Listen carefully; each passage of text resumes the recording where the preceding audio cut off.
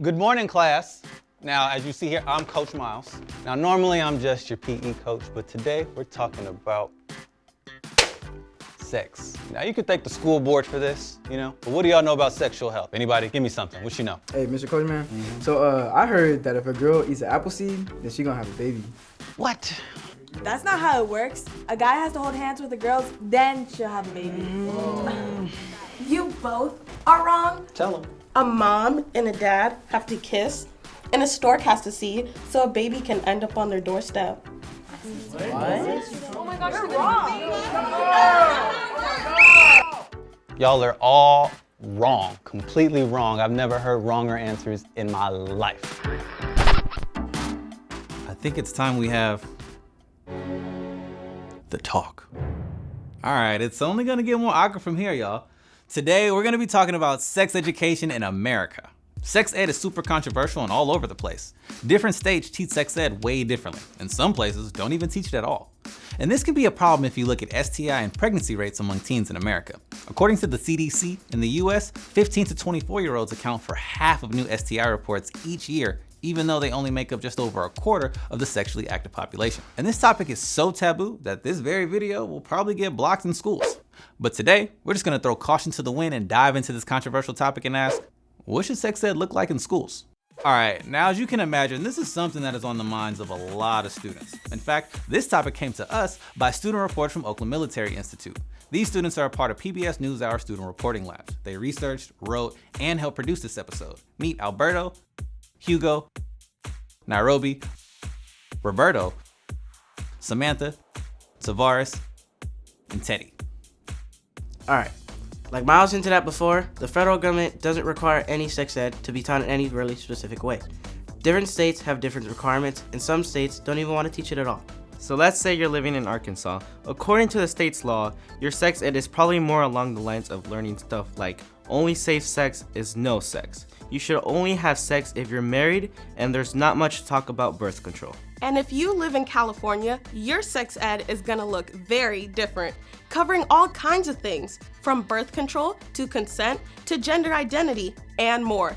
Now because sex ed is taught so differently depending on where you live, we want to find out what students across the country think about their experiences with it. It was very educational on body parts, but that's about it.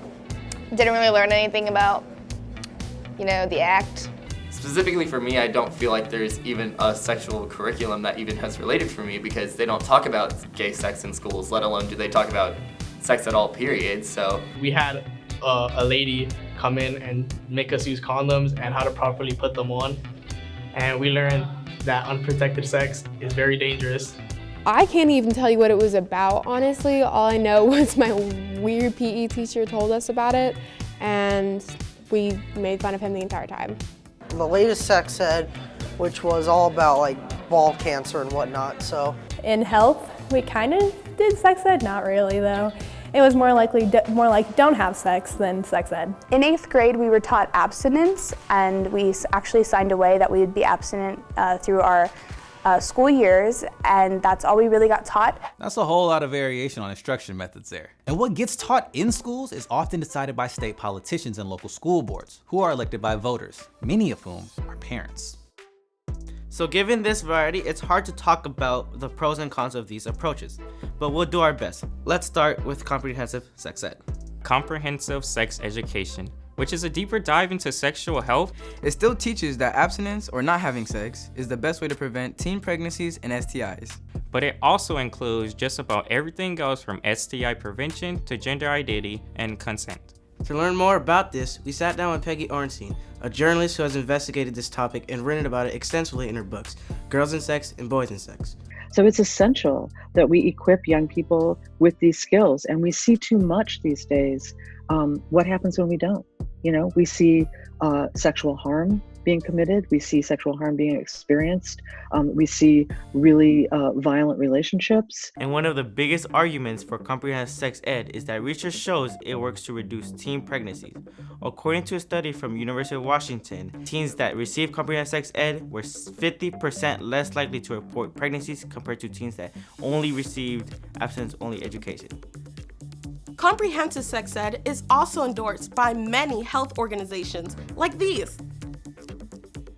Supporters of comprehensive sex ed also point to research that abstinence-only programs can actually be harmful by withholding medically accurate information. So in our contemporary society, the default sex educator is becoming pornography. But the kind of pornography that young people access most readily and most easily and for free is, again, this kind of media that shows wildly inaccurate behavior, that shows female pleasure as a performance for male satisfaction, that shows sex as something men do to women, not with women. Supporters say that comprehensive sex ed is designed to make all students feel more comfortable in the classroom, including LGBTQ youth, students with disabilities, or students who have been victims of sexual violence themselves. But scientific evidence isn't the only factor that plays into how schools decide on what to cover in their sex education. Personal, community, and religious values also influence policy and how people feel about this curriculum. You often hear these stories in the news about parents protesting this type of curriculum. Some of the curricular materials are encouraging behavior without listing all the potential consequences. It's going to normalize certain ideas that we as parents feel should be in the home. For instance, ideas regarding gender identity, sexuality, and sexual behaviors. In particular, some opponents are critical of teaching kids about gender identity and consent. They say what is taught isn't age appropriate, is too graphic, goes against personal beliefs, or can put ideas into kids' heads. And some parents just feel that school is not the right place or setting for students to learn about sexual health or reproduction. We propose that Austin ISD focus on academics and leave character training, values, and beliefs to parents. And then you've got people who support sexual risk avoidance programs, aka abstinence-only, or abstinence-leaning programs. Supporters of these programs often point to the benefits of abstaining or delaying sex, and point out that most teens aren't engaging in sex anyways. So they say the best way to keep teens from having sex is to stress the benefits of waiting. ASCEND is one of the largest advocacy groups for this type of sex ed. When it comes to criticism that these programs are harmful to LGBTQ youth, they say that LGBTQ youth are a small fraction of the population. And just like heterosexual youth, they can also benefit from abstaining or delaying sex. Opponents often feel like these programs push religious messages, which they think should not happen in public schools. It's shocking when you find out that faith-based groups are providing this sort of information in our schools. I had no idea. I thought that was not allowed. So you've got parents on both sides of the issue pressuring school districts for an opt-out option so their kids don't have to get sex ed that goes against their family values. But what's often left out of this whole sex ed conversation is the student's perspective. And now, we'll leave you some thoughts on what some students want in their sex ed.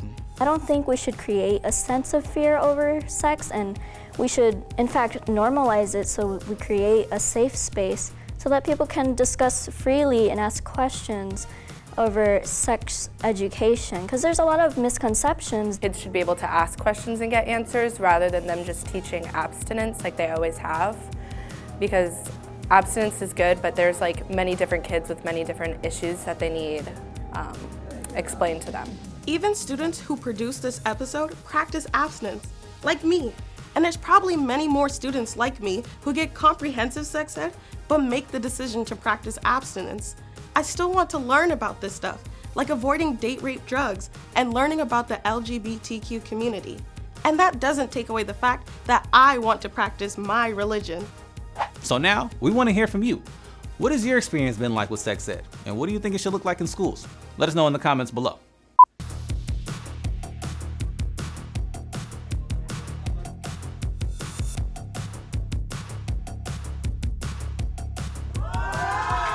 Oh, and if you like this video, you should check out our other video on sexting. And if you like student reporters, you should check out this other video we did on sideshows. And if you're a teacher and want to get your students talking about this topic, check us out on KQED Learn. As always, I'm your host, Myles Best. Until next time, peace out.